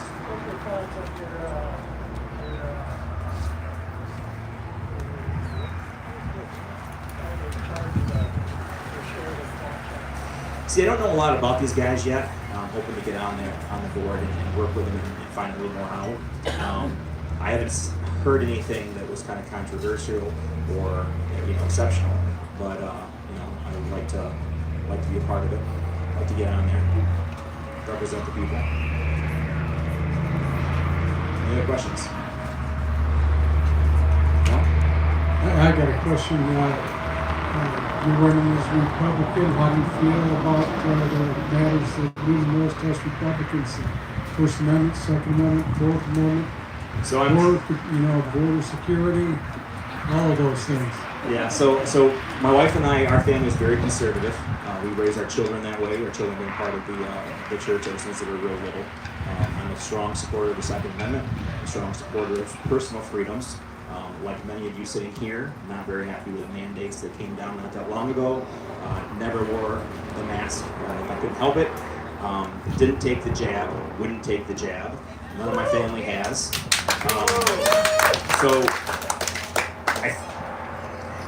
A long time ago I heard that, the one thing that evil needs to succeed is for good men to do nothing. And I think that we need more people to stand up and do some good things. I think people can make a difference one at a time, and especially, if they say, and I saw this a long time ago as well, but I think it was most notably on Game of Thrones, if they say, what's the strongest number, 1 or 5? And everyone goes, well, 5, right? No, 1. 1 is the strongest number when you come together. And I think that we all need to do that. So, yeah. Anything else? Well, thank you very much. I appreciate it.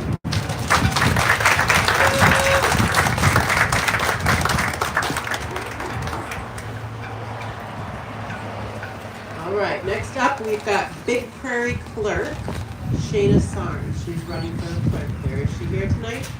There she is.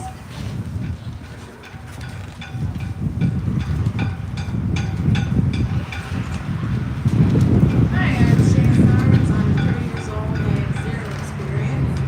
I guess I should start with looks can be deceiving. I am Republican, and yeah, I know. Let it out. I get it. I am pro all the amendments. I know I hear a lot about provisional gun laws and all that. My dad certainly loves to keep me up to date. I get a gun almost every year for Christmas. It's just his thing. He didn't get boys, so we're the boys.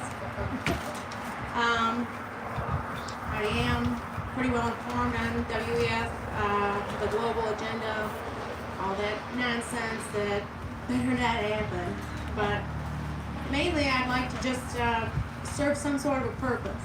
I got really tired of, I guess I should start with, I worked at Magna for 8 years, went through all the ridiculous protocol for COVID, pushed back the entire time, pushed everyone I worked with to stand with me, and should have gotten fired but I had enough time in there that they couldn't really dig with me, so that was nice. It's actually hard to fire people that are good at their job. Workers. Right. Again, I'd like to set an example to my son and all of our kids, and it's I'd like to influence other people that are my age to get out there and bother to pay attention. Politics are not just for the elderly with 1 foot in the fucking grave. Every time I go to these things, nobody my age. Nobody. How sick is that? And if they're, if I do go out of my way to talk to somebody my age, I don't do politics. Why? Everyone should. Absolutely everyone. It is your business. 100% of it. I'm running for clerk. Originally went for trustee or treasurer. And really I only had interest in it because every time I called, I own my own house. And pay my taxes and all that, unfortunately. And every time I made a phone call, an incredibly rude woman would answer. And seemed to really not be a people person, which why wouldn't you be? If this is the type of line of work you want to be in, you're a public servant, you should be welcoming and inviting and sweet, not ill-mannered and rotten. So I decided after the 3rd phone call with a rude response that I wanted her job. And once I got there, I didn't realize that it was her that answered the phone. And, yeah, she tricked me, basically. convinced me that the clerk was who I was talking with. And after doing a lot of running around trying to just put my ballot in, I was really disappointed in how that worked. The clerk was not present, which is, as far as I knew, legally required. And I had until 4 o'clock to turn my ballot in. And with all the running around that they strategically made me do, I was lucky to have my ballot accepted by 2 p.m. when I showed up at 10 in the morning to turn it in. So, really I'm happy with that experience. I'd really like to just learn more and influence others to care. You know, whether I have experience or not, I can get it. And I'm very active in employing myself. I guess that's it. My name's Shana Sarnes, and I'd really appreciate some support. Any questions? I have a question. Got a question over here. Sorry, right here. So Big Prairie, what do you think about wind and solar? I don't support it. And after seeing the last fire, I mean, as if Teslas and the electric buses, watching those things burn for hours, and they have no control over it. Why on earth would we need acres and acres of a bomb? Honestly, what is that gonna do? They're taking the zoning for wind and solar, and they're taking it from the I townships. just got a comment. I'm from Big Prairie. So, April wants to do more training with clerks. And Yes. you're inexperienced as a clerk. So if April got to be the clerk, then she could train you. Yes, I would love that. To do your job. And I know that the woman that currently holds the position, she's 83-ish. And when I sat down and spoke with her, and I didn't tell her what the other ladies did. I just let her know that I've been trying to get a hold of her. She said, well, of course, the one morning I decided to have errands, and honestly, when I walked in, her TV was pretty loud. I don't think she heard her phone ring. But I said, are you interested in having a successor? Or have you looked into anybody to train, or does anyone else have interest? And she's like, nope. And I love it. And then it's my whole life, 35 years. I was like, I realized that after I Googled you. But yeah, I really love to put my best foot forward, and I appreciate any support I can get. Any other questions?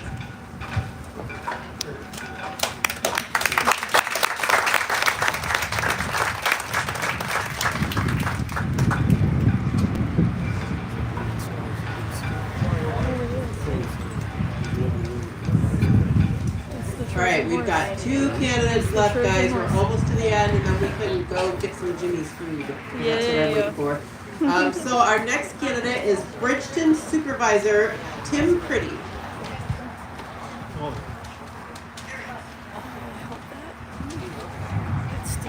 Okay, I'll try and keep this short, I guess. Moved to Bridgeton 2016, 2018. My daughter got involved in a horse party that happened to be owned by Ron Armstrong.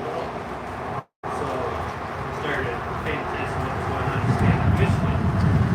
And he said to get involved. So we did. And my wife got appointed township clerk last fall. And it has been a disaster, to say lightly. She's done tons of work, hours and hours. The whole family's involved. Both the daughters are involved. We just want to keep that moving forward and keep it going. We got one other person running for supervisor. I haven't seen him in a meeting, so I'm not sure if he really even wants the job. Obviously, he's not here tonight. I guess cover some of the topics that people have been interested in. I've been heavily involved with our election, being election inspector and all that kind of stuff. And, you know, at our level, there's only so much we can do. Protect it. State level is where it's at, but we gotta change. Agenda 2030, yes, I know what that is. Very familiar with that. There's so many things that are just out of control that we need to keep local, keep in control of. We need to protect our local community as farmers, because if they succeed with things like 2030 and stuff like that, we are going to need our local farmers and everybody to survive, because they will take over. So I guess I don't have a whole lot more. We got a couple of other people. I know Linda Metropolis is running for treasurer. We need her.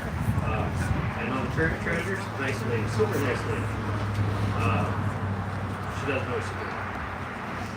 It's kind of scary. So that's another person that's running in Richmond that we need to support is Linda. I guess that's all I have. Unless somebody has questions for me. April. What is the biggest thing that you want to achieve? Bring it into the at least the 20th century, if not the 21st century, because it is so old school and backwards. I mean, nothing's been updated. The records are a joke. And my wife Henry's been working constantly on that. When she took over, she was probably working 50, 60 hours a week, trying to keep that, get a handle on it. It was such a mess.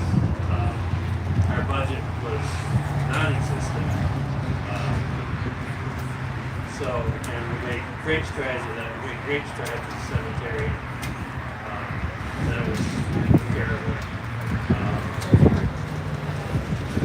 I know there's a lot of hot topics as far as, fixing the roads and all this stuff in our township, and our roads are terrible. And honestly, at this point, I couldn't even tell you what we can afford to do, because we don't know what we can afford, because it's that bad. So that's stuff that's got to be fixed. The current board needs to learn what roles they're actually supposed to play. As far as like even the trustees, they have no idea what their actual civic duty is. So stuff like that needs to be updated greatly in their township.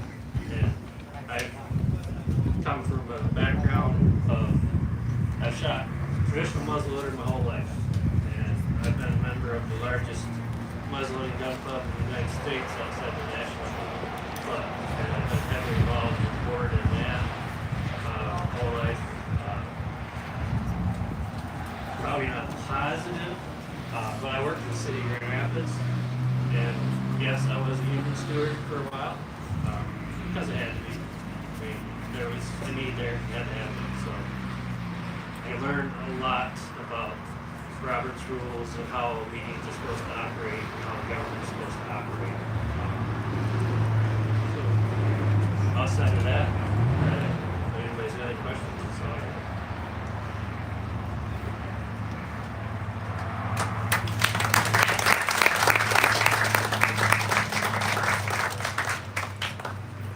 Okay, the last candidate is Merrill Township Supervisor, well, candidate, Peter Morgan.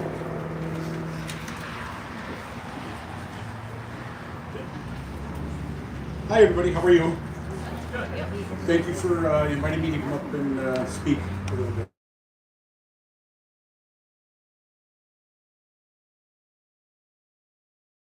My father was there, and the people that raised my father have been there for almost 100.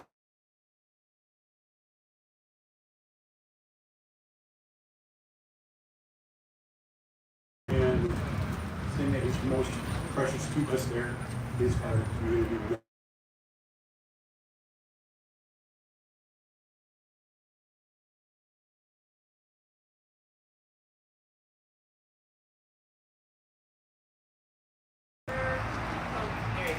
Okay, sorry about that.